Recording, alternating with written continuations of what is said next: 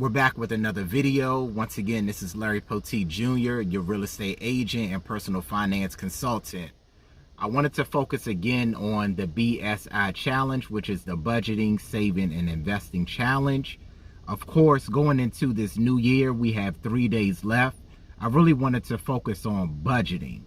When it comes to your budget, as I've been stating, we have to make sure that we have it written down. But more importantly, we also have to tweak our budget. It's not just one thing that we can do one time and set aside and get back to it whenever we need to get back to it. We have to look at it consistently. We have to update it consistently. And I'm going to give you guys an exercise that I tend to do myself. And so right now I'm out and about. I made another Target run as usual. Between the Target runs and Chick-fil-A runs, they definitely get me in my budget. But what we're going to do is every single day that you make a purchase, whether it's in cash, whether it's online, whether it's swiping your credit card, we're going to keep track of those daily expenses and see how that affects our budget. And more importantly, we're going to make sure that we fit it into a category.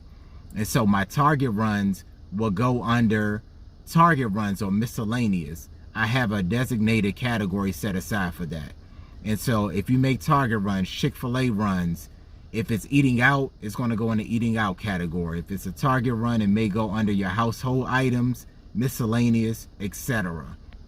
These are the expenses that can burst your budget. And we have to make sure that we keep a fine tune and we keep these to a minimum, especially if we don't put these in our budget. And so if they're Target runs, if they're gas runs, if they're eating out runs, we have to make sure we have a handle on those, because these are the ones a lot of times that aren't predictable, that aren't planned, and that's going to jeopardize our budget. And so I know there are other exercises as far as putting cash in an envelope, only spending cash and things like that.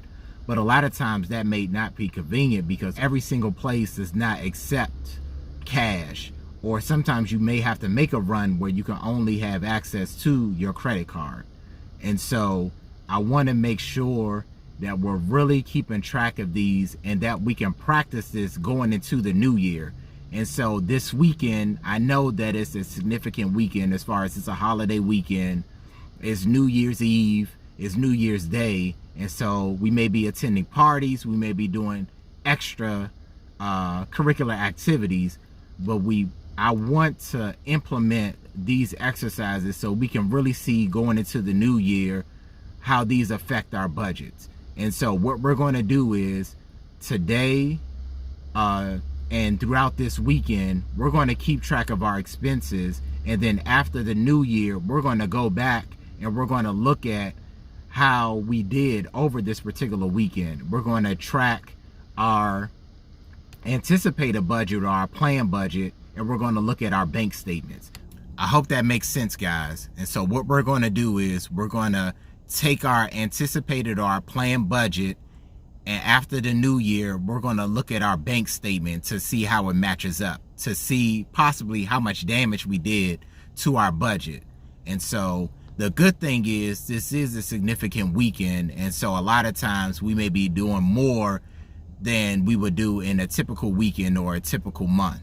And so I want to implement this because it's going to have you thinking. Like I say, your budget is going to help you make future financial decisions. I know that this is a great exercise moving forward. And so with your budget, we're going to routinely do these exercises until we can fine tune and we can implement various strategies with our budget. So I hope that makes sense. Continue to rock with me throughout this journey. I'm looking forward to it. Happy New Year, guys.